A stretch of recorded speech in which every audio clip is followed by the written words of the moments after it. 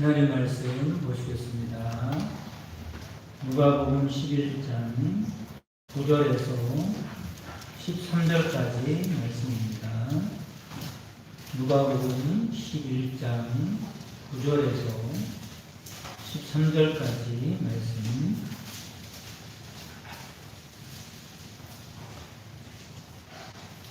공독해드리겠습니다. 내가 또 너희에게 이르노니 구하라 그러면 너희에게 주실 것이요 찾으라 그러면 찾아낼 것이요 문을 두드리라 그러면 너희에게 열릴 것이니 구하는 이마다 받을 것이요 찾는 이는 찾아낼 것이요 두드리는 이야기는 열릴 것이니라. 너희 중에 아버지 된 자로서 누가 아들이 생선을 달라 하는데 생선 대신에 뱀을 주며 알을 달라 하는데 전갈을 주겠느냐. 너희가 갈지라도 좋은 것을 자식에게 줄 알거든 하물며 너희 하늘 아버지께서 구하는 자에게 성령을 주시지 않겠느냐 하시니라. 아멘. 할렐루야.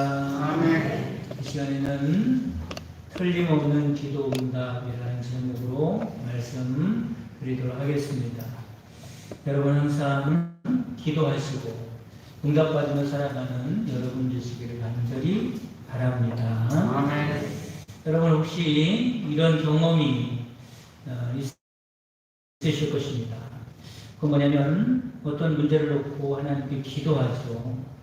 그 문제가 간절한 문제고 중요한 문제이기 때문에 하나님께 기도하고 또 기도하고 어떤 경우는 작정을 하고 하나님 앞에 기도하기도 하고 어떤 경우는 금식을 하면서 기도를 하기도 합니다.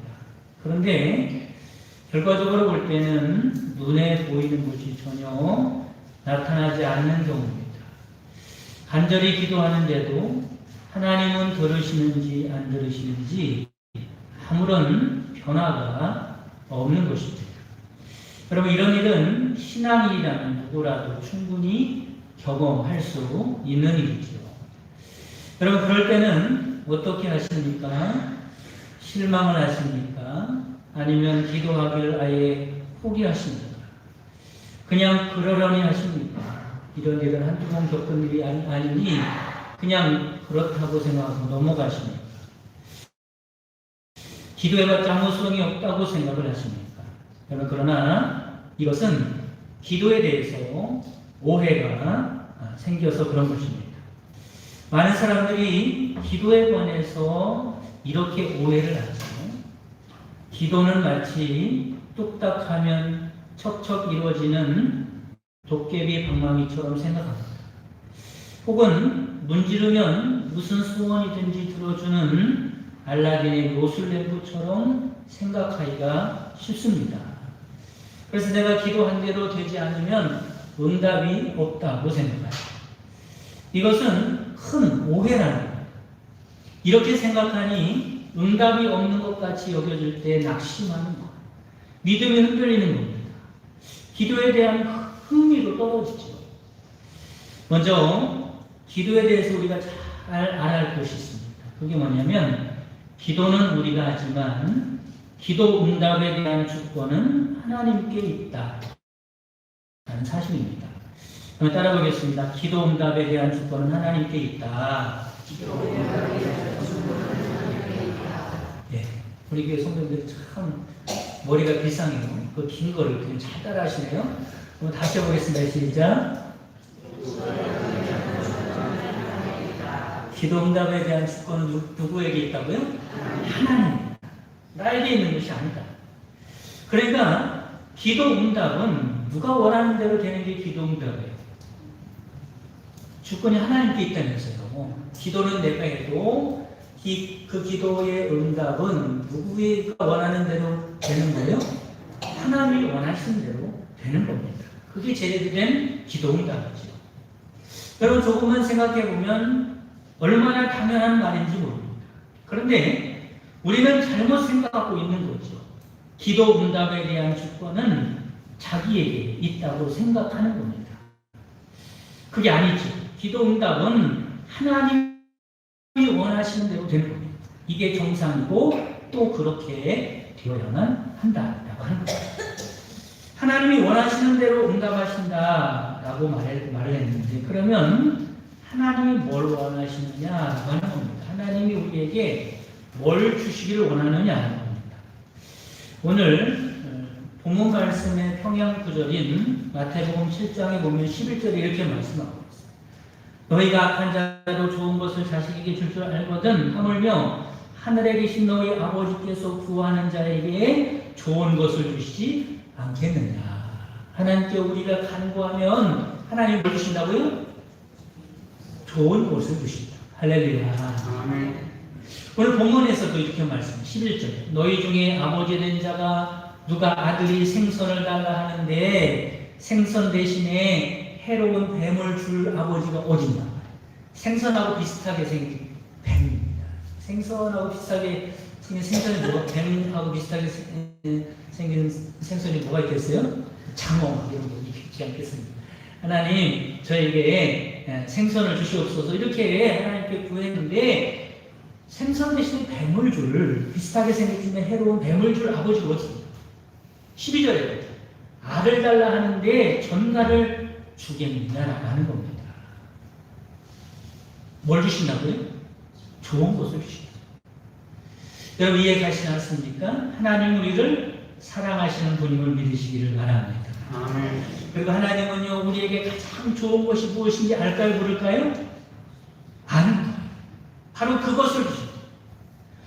그러나 우리가 어떻습니까? 많은 경우에 우리는 하나님과 같지 않아서 실수하기도 하고 틀리는 경우도 많습니다. 하나님께 구하는 것도 마찬가지. 자기 딴에는 당장에 맞는 것, 좋은 것을 구한다고 말하지만 사실은 그 구하는 것이 틀릴 수도 있고, 그렇죠? 잘못된 것을 구할 수도 있다. 그런데 틀림이 없으신 하나님은 엉성하게 구하는 우리의 기도, 틀린 그 기도를 들으시고 그대로가 아니라 그 기도를 들으시고 뭘 주신다고요? 가장 좋은 것을 주심을 믿으시기를 바랍니다. 아멘. 이처럼 기도 응답의 주권은 하나님께, 하나님이 응답하시는 것은 최선이라는 것, 이것을 믿는 것이 참된 믿음을 깨달으시기를 바랍니다. 아멘. 그게 믿음입니다. 하나님께서 마치 자판기처럼 구하는 대로 응답하시는 분이라고 믿는다면 그 믿음은 잘못된 믿음입니다. 왜냐하면 하나님은, 그렇게 하시는 하나님은 좋으신 하나님이 아니죠. 여러분 내가 잘못 구했는데 잘못된 걸 주셔요. 그게 하나님이 좋은 하나님입니다. 내가 틀린 것을 구했는데 하나님이 그 틀린 것을 그냥 주셔요.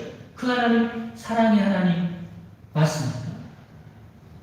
예를 들면 날씨의 문제를 생각해 보시기 바랍니다. 우리는 매일 맑은 날이면 좋을 것 같이 생각할 수 있어요. 왜냐하면 비가 오면 구질거리고 여러 가지로 불편하기 때문에 그렇습니다. 그래서 하나님께 기도하지, 하나님 매일 맑은 날을 주옵소서. 그러나 우리 요구대로 하나님께서 매일 태양을 내려 쪼이게 맑은 날만 주신다면 어떻게 될까? 우리는 그 결과를 뻔히 알고 있어요. 그렇죠? 매일 맑은 날만 되면 그러면 가물어서 농작물이 다 타들어가 죽을 것이고 지구 전체는 온통 사막화가 될 것이고 우리의 인생도 마찬가지. 우리는 보통 이렇게 기도합니다. 하나님 내 인생이 매일 맑은 날만 되게 하여 주옵소서. 그러나 하나님께서 요구한 대로 맑은 날만 주시면 그 인생은 머지않아 메마르게 될 것이고 사막화가 될 것입니다. 우리가 뭘 몰라서 그렇지 때로는 우리에게 어느 정도의 고난도 필요하고요, 역경도 필요하고 어려움도 필요하고 우리는 보통 매일 맑은 날만 계속되게 해달라고 기도하지만 하나님은 우리에게 어떻게 응답하십니까? 때로는 흐린 날도 주시고 비 오는 날도 주시고 바람도 불게 해주십니다. 이런 차원에서 보면 하나님은 우리가 기도해도 어떤 때는 거절하신다. 그럴 때 당장은 서운하겠지만 결국에는 우리에게 유익한 거절임을 믿으시기를 바랍니다. 여러분 그렇습니다. 하나님은 우리 인생에 가장 중요하고 가장 필요하고 가장 좋은 것이 뭔지 잘 아시고 그것을 주시는 분이 하나님이시다라고 하는 거예요. 그러므로 때로는 우리가 기도해도 거절당하기도 합니다. 그러나 조금만 생각해 보면 이것은 서운한 일이 아니라 극히 당연한 일이죠. 기도에 거절당한다고 해서 기도해도 소용없다니, 하나님이 나를 사랑하지 않는다니, 이렇게 생각하는 것은 어린아이 같은 생각이에요. 신앙이 조금만 성장한 사람이라고 해도 하나님이 거절하는 것은 오히려 나를 사랑하기 때문이라는 것을 금방 알 수 있어요. 할렐루야. 아멘. 우리가 바울을 잘 알죠. 바울에게 큰 문제가 있었습니다. 그것은 육체의 가시가 있던 문제죠. 바울은 육체의 가시가 얼마나 사역에 방해가 되고 삶을 고달프게 하는지 사단의 사자라고 진명하고 있습니다. 여기서 육체의 가시는 바울의 육신에 있던 고통을 가리키죠. 뭔가 병이 있었죠.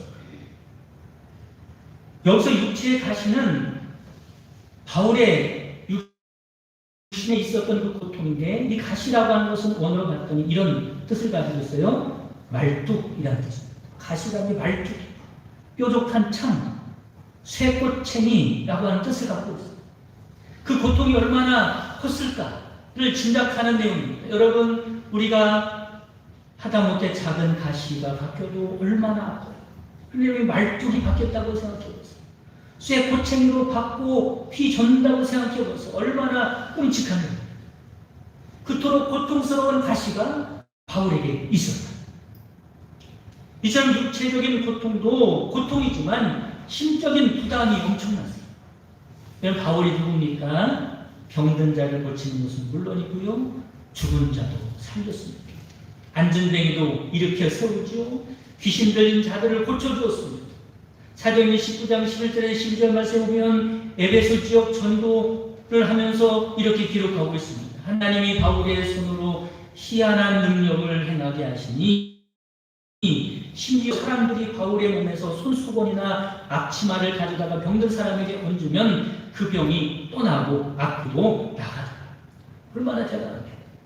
그뿐입니까? 고린도후서 12장 말씀에 보면 바울은요, 보통 사람이 아닙니다. 보통 사람이 체험할 수 없는 신비로운 체험을 하죠. 환상 가운데 천국에도 갔다 왔습니다. 굉장한 거죠. 이렇게 대단한 사도 바울이 어떻게 됐다고요? 자기 병 하나 고치지 못하고 쩔쩔매는 그런 모양이라는, 그 마음이 얼마나 답답했겠어요. 한편으로 얼마나 자괴감이 들었겠어요.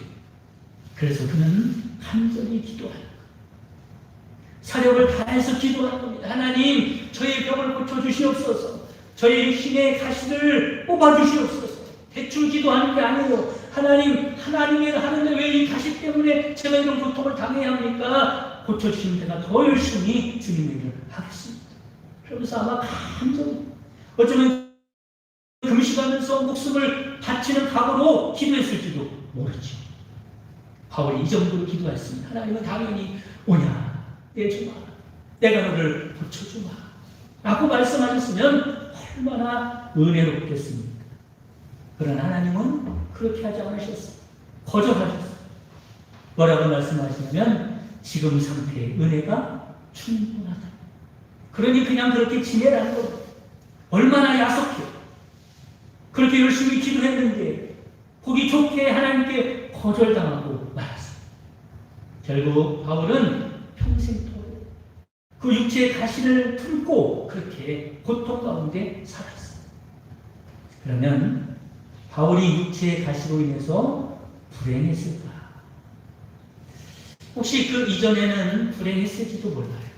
그런데 기도를 하고 하나님께 거절당하고 나서는 결코 그렇지 않다고 할 수 없습니다. 그는 오히려 이 문제 때문에 기뻐했다고 말씀, 감사한다고 말씀, 하나님을 찬송했죠. 정말 이상한 일. 기도에 거절당하고도 기뻐하다니 바울은 참으로 이해하지 못하는 사람. 그런데 왜냐하면 점차 알게 된 사실이 있었어요. 그게 뭐냐면 바울에게 있어서 다시는 어떤 거예요? 나에게 꼭 필요한 것이었구나. 오히려 그 가시가 나에게 복이었구나는 사실을 알게 되었기 때문에 그렇습니다. 그의 고백을 한번 들어보시기 바랍니다. 고린도후서 12장 7절 말씀에 보면 여러 계시를 받은 것이 지극히 크므로 너무 자만하지 않게 하시려고 내 육체에 가시곧 사단의 사자를 주셨으니 이는 나를 쳐서 너무 자만하지 않게 하려 하시니라. 가시가 없었으면 어떻게 됐을까? 사도 바울은 교만, 하나님께 더 이상 쓰임받지 못할 수도 있었다.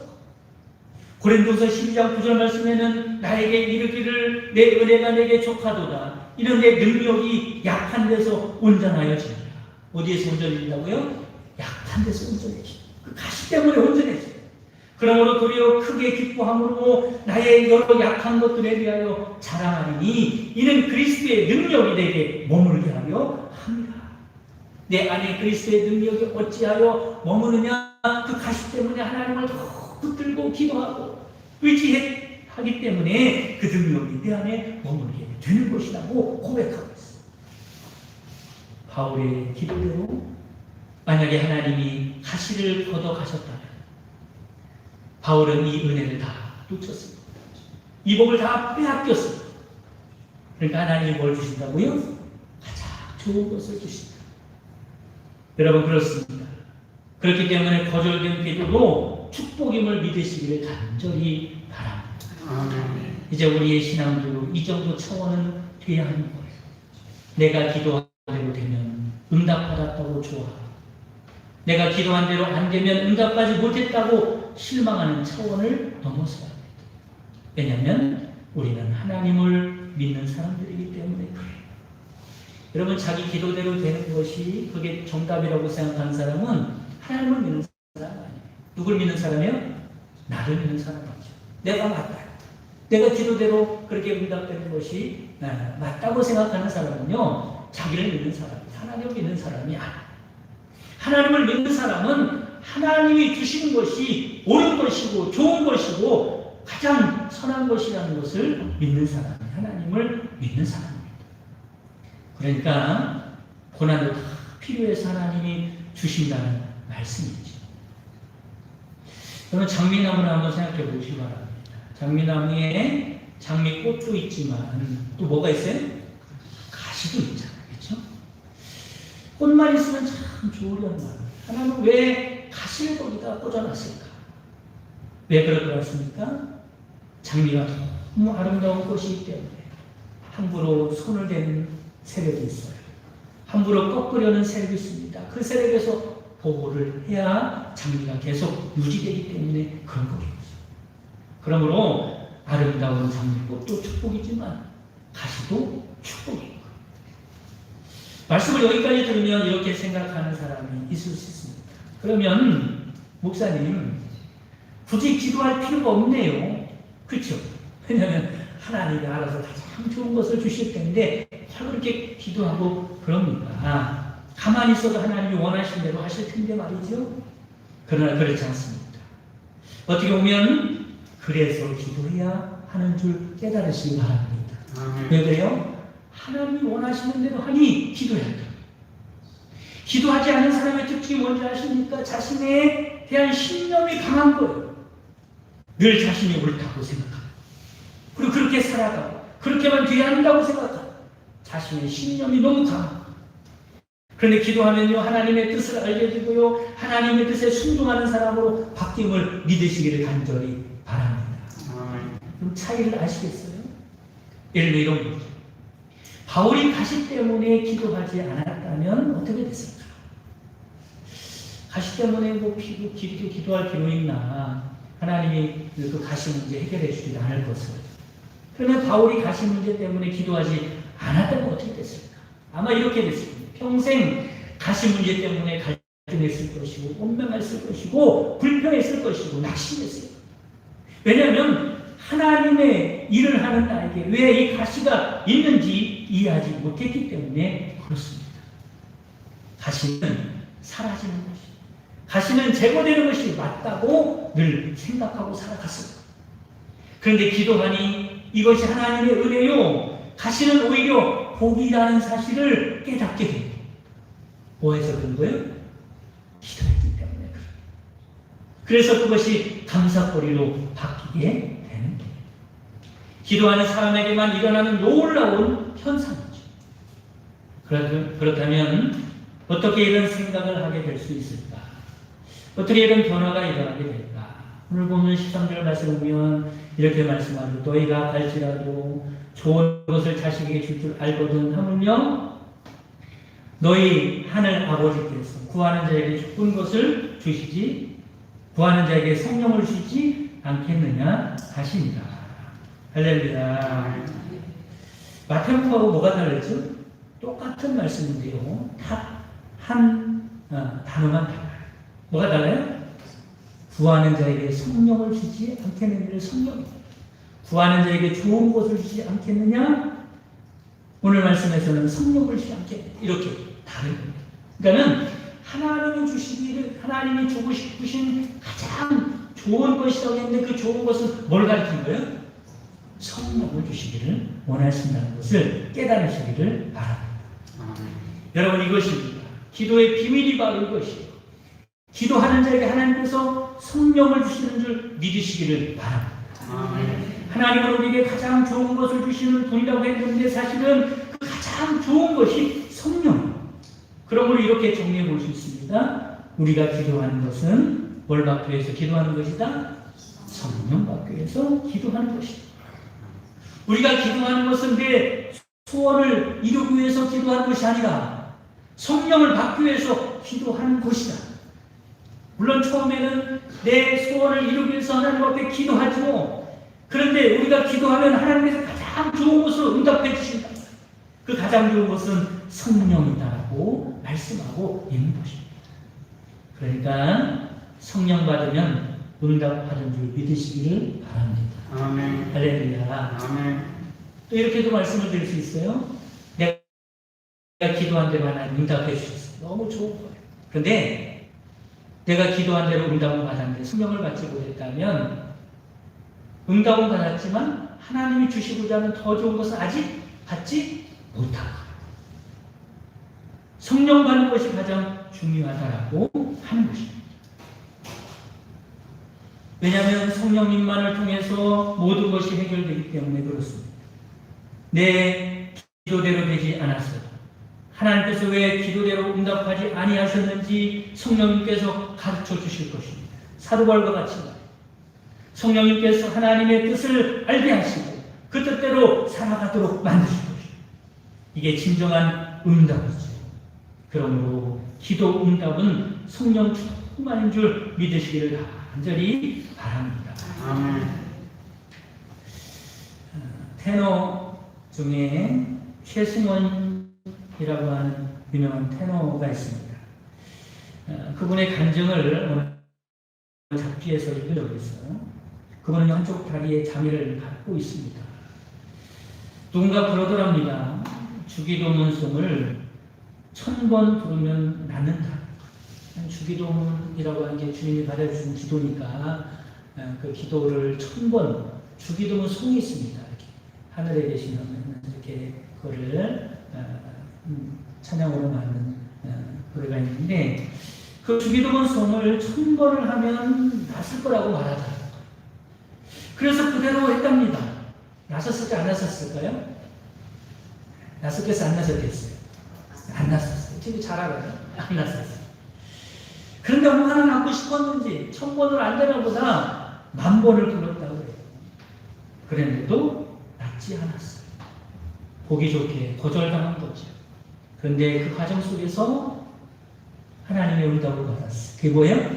성령 충만을 했어요. 할렐루야. 아멘. 그 은혜가 얼마나 큰지. 이제는 장애가 장애로 느껴지지 않더라고요. 오히려 감사할 수 있었고 하나님을 더욱더 뜨겁게 찬양할 수 있는 사람이 되었다. 성령 충만하지 않을 때는 내 장애가 장애로 보이고 창피했고 이것 때문에 내 인생이 안 된다고 생각했는데 성령 충만하니까 장애가 장애로 보이지 않더라는 거예요. 장애를 극복할 수 있는 능력이 생기더라는 거예요. 자신의 연약함 때문에 낙심하고 절망하는 것이 아니라 그 연약함을 이기는 사람이 되더라. 하나님의 성령 충만한 응답을 받았기 때문에 그렇습니다. 그러므로 성도 여러분, 혹시 어려운 문제가 있습니까? 질병이나 고통이 있습니까? 슬픔이나 걱정거리가 있습니까? 부르짖어 기도하시기 바랍니다. 아멘. 그러면 하나님은 반드시 응답하십니다. 하나님이 그 문제를 해결해 주시든지 아니면 그 문제를 뛰어넘을 능력을 주시든지 성령 충만하여 하나님께 쓰임받는 사람이 되게 하실 것입니다. 사랑하는 성도 여러분, 하나님은 기도해서 하나님이 주고 싶으신 가장 좋은 성령 충만한 삶을 살아가는 여러분 되시기를 주님의 이름으로 축원합니다. 아멘. 주기도문 하심으로 일어나시겠습니다. 하늘에 계신 우리 아버지여, 이름이 거룩히 여김을 받으시오며 나라의 마옵시며 뜻이 하늘에서 이루는 것 같이 땅에서 이루어지이다. 오늘날 우리에게 양식을 주옵시고 우리가 우리에게 죄진 자를 사하여 것 같이 우리 죄를 사하여 주시고 우리를 시험에 들게 하지 마시고 다만 하여서 구하옵소서. 그 나라와 권세와 영광이 아버지께 영원히 쌓아옵니다.